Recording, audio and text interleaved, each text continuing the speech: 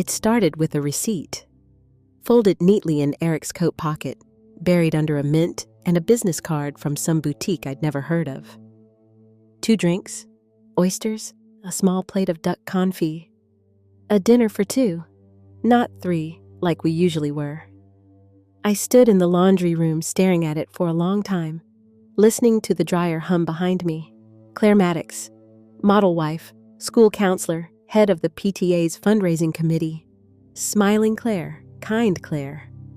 The woman who baked banana bread for the new neighbors last month and still sent handwritten thank you notes. That woman blinked at the receipt in her hand and smiled because I had been waiting for this. I didn't confront him. That's not how you win. I made lemon tea that night, the kind he likes, with honey stirred in and a slice of orange. I let him talk about his day, let him kiss my cheek, let him believe that the house he came home to was still soft and safe and perfectly his. I've always been good at that, making people feel comfortable right before they realize they're not. He told me he might be late on Thursday, a site meeting, one of the newer projects near Bainbridge. His eyes flicked to the floor when he said it. So subtle, I almost missed it. I told him not to worry, that I'd be home with Sophie anyway. He kissed my forehead and left the mug half finished. He never finishes anything.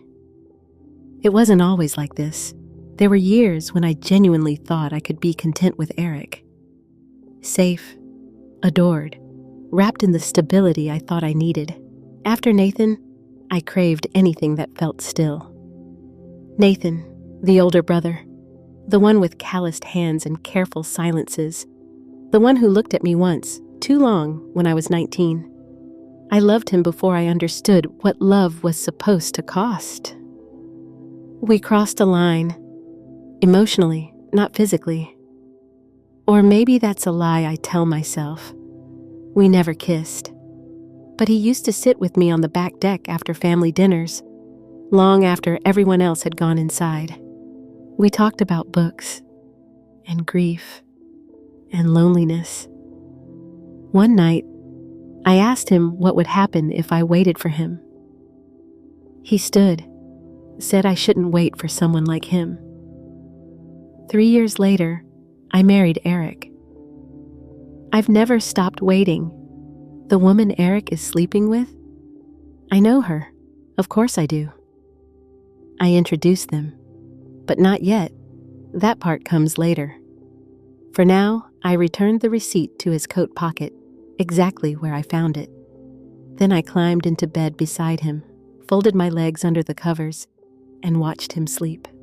He looked peaceful, and I imagined taking everything from him, slowly, like drawing the curtains one by one in a burning house.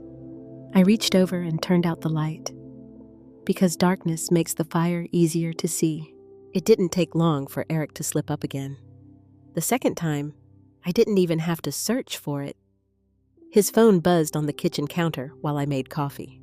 I'd learned over the years that if you didn't touch his phone, he wouldn't suspect a thing. It would just be there, a tool of convenience. But that morning, the notification lit up the screen. Alyssa, can't wait to see you tonight, love. Dinner's on me. I smiled. Alyssa, the woman, the one I had planned for. I'd done my research, a fellow architect from a firm he'd met a year ago at a party. A woman with the right mix of charm and ambition. A woman who would offer him a chance to feel something new, something exciting. Not me. Not the stable wife who catered to every need. The wife who spent her days getting kids to talk about their feelings and organizing bake sales, whose greatest accomplishment was making sure Eric never needed to lift a finger at home. He needed more. He craved chaos. So I gave it to him, carefully. It wasn't difficult to encourage the idea. Eric's ego is so delicate. All it takes is a slight compliment, a subtle push, and he's off. He'd been showing signs of restlessness for months. Little things, like his distracted glances, the late meetings, the long hours. But I never said a word. I just smiled and waited. I wanted him to cheat. I needed him to cheat. because I had to justify leaving. I needed the betrayal to make me look like the victim so that when I walked away, everyone would understand. When I took Sophie with me, full custody in hand, no one would question it. No one would ask why I was walking away from the perfect life, from the house in the suburbs, from Eric. He needed to be the bad guy. And so I pushed him closer to it. That afternoon, I told him about the school fundraiser. It was important, of course it was, but it was just another reason for him to stay later at work. He barely noticed my voice over his own thoughts. I could tell. He was already somewhere else. Somewhere with her. After dinner, Sophie was bathed and in bed. Eric sprawled out on the couch, scrolling through his phone. The noise of the city filtered through the windows, distant car horns and the rhythmic thrum of traffic, familiar sounds that always reminded me of how alone I could feel, even with him beside me. He was too distracted to notice when I got up and walked to the door.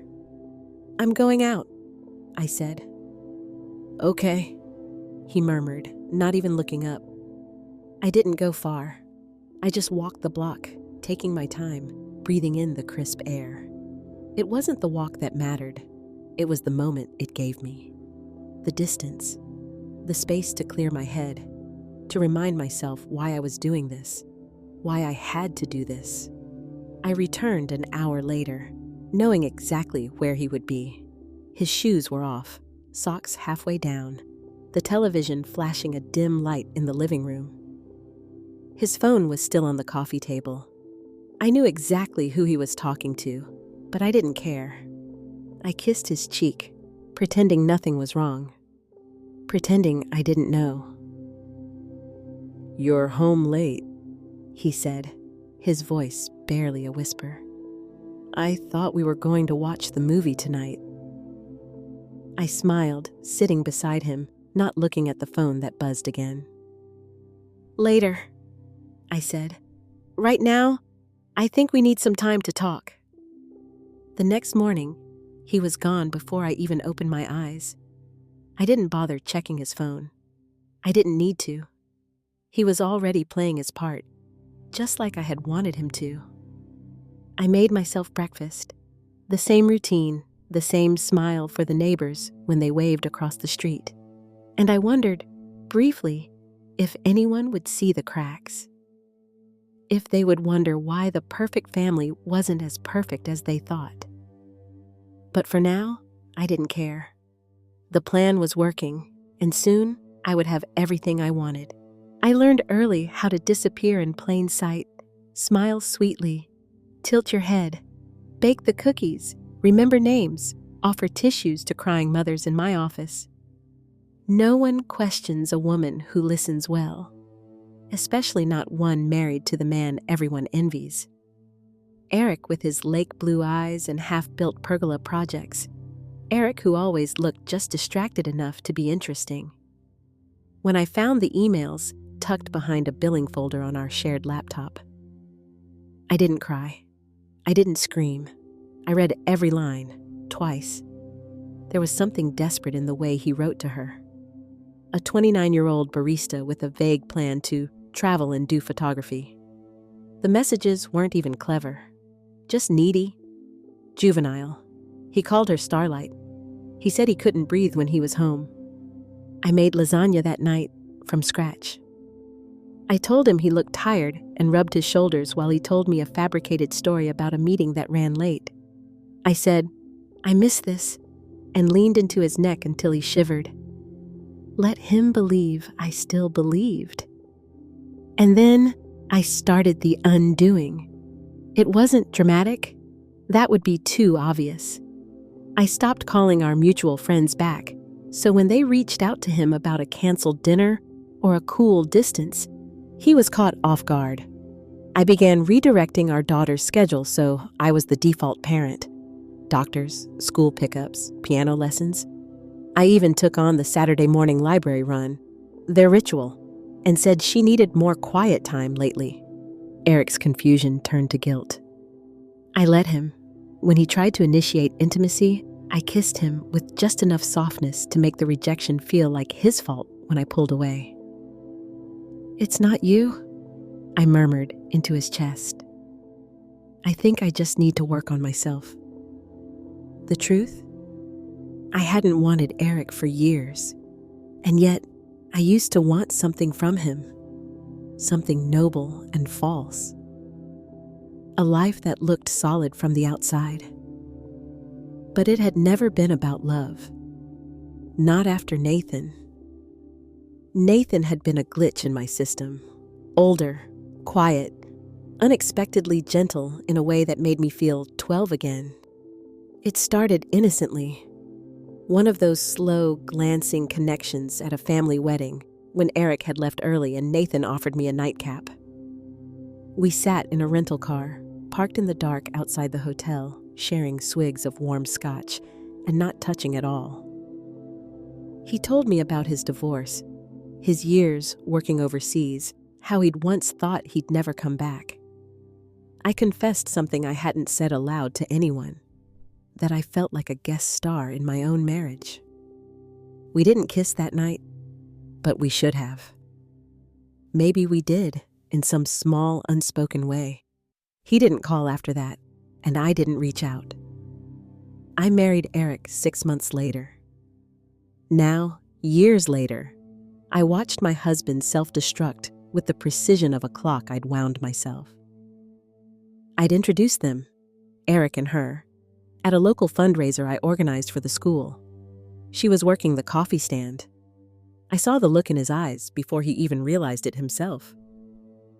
She laughed too loudly, touched his arm too much. Wore those impractical earrings that looked like they belonged in a music video. I fed her to him. She had no idea I was watching from the moment they exchanged numbers. No clue that I'd later offer to let him have some space and take our daughter to the coast for the weekend. The same weekend, she posted a blurry photo of a man's hands around her waist with the caption, "Finally." My husband liked the photo, his username visible beneath the swarm of emojis. Perfect. After that, I began reconnecting with Nathan, slowly. Texts about nothing, an old memory, a shared photo of our daughter reading a book he once recommended. He was hesitant at first, polite, reserved, but there was warmth in the silences. He never asked about Eric, and I never told him that I'd been planning this for over a year. I watched the facade of my marriage peel back like wet paint, but no one suspected me. Claire Maddox, school counselor, mother of one, PTA coordinator. I had a smile for everyone, a casserole in the freezer, a perfectly good reason to walk away eventually. Just one piece was left, the one that would make it all unshakable, and I was almost ready. Almost. It was never about revenge. I need you to understand that. It was about control, about making sure the story they told about me, when it was all over, was one I could live with. She gave him everything, they'd say. She loved him. She tried. And when the affair came out, as I knew it would, they would look at me with soft eyes and say what women like me are raised to crave more than truth. She didn't deserve that. But of course I did, because I made it happen. I chose Alyssa on purpose. Young, flirtatious, a little bored with herself, exactly the kind of woman Eric couldn't resist. She wasn't a threat to me, she was a tool, one I'd groomed with compliments, with invites, with the kind of warmth that made her feel seen. And when I invited her to that fundraiser, I told her Eric was lonely these days, that he felt overlooked. I smiled when I said it, innocent, concerned, just another loving wife, venting about her distracted husband to a new friend over wine. She took the bait. I knew she would. I made sure she had his number by the end of the night. He thought he pursued her. He thought the cheating was his idea. That's the part that still makes me laugh, sometimes, in the quiet. By the time he told me, trembling, pale, holding his coffee like it might anchor him, I had already moved out emotionally. My heart was clean of him. "I made a mistake," he whispered. "I think I ruined everything." I let the silence hang. I didn't scream. I didn't cry. I just said, "We'll get through it." He blinked. You want to stay?" "I want what's best for Sophie." That's what sealed it. The sympathy, the performance, the narrative he couldn't bear to lose. The devoted mother trying to salvage a broken home. His guilt made him generous, weak, cooperative, which was exactly what I needed when I filed for divorce. I documented everything: his absences, the changes in Sophie's behavior, the nights he worked late and forgot to call. I spoke gently to his parents, his coworkers, his friends. I dropped phrases like, "I think he's overwhelmed," and "we all make mistakes." I became the gracious, devastated wife, the picture of restraint. People chose sides before I asked them to. Even the judge saw it clearly. I was protecting our daughter from instability. Eric didn't contest the custody request, not once. I left him the house, on paper, but by the time I packed Sophie's clothes and walked away, it was a hollow thing, a tomb. He still lives there, alone. I think he thought she'd be with him more, but children cling to whatever feels consistent. She clung to me. He never stood a chance. And Nathan? He didn't ask questions, not yet. He just started showing up again, quietly. A lunch here, a coffee there. He asked about Sophie's school, gave her a book on stars, said she looked like a girl who dreamed big. He never once mentioned Eric. But I think he knows. I think part of him wonders how deep this all goes, how much of it I planned. He hasn't asked. Because maybe he doesn't want to know. Or maybe he already does. Last night, I sat alone in the new apartment. Sophie was asleep. Her room painted soft green, her bookshelf full again. The rain ticked softly on the windows, and I stared at the phone in my hand for a long time. Then I called him. The line clicked alive, and when he answered, I said just one thing. "It's done." I kept my promise.